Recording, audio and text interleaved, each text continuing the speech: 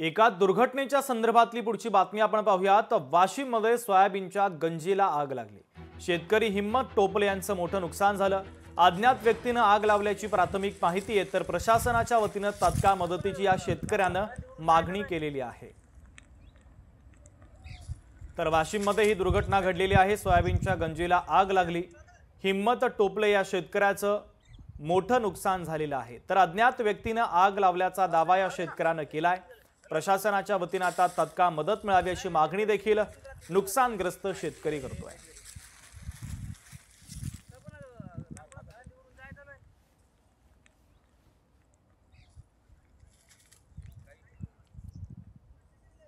तर शेतकऱ्याचं मोठं नुकसान या दुर्घटनेमध्ये झालेलं आहे। सोयाबीनच्या गंजीला आग लागली।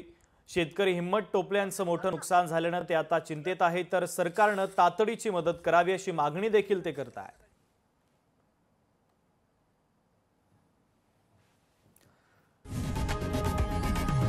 लोकशाही मराठी ऐका, पहा, जागरूक रहा।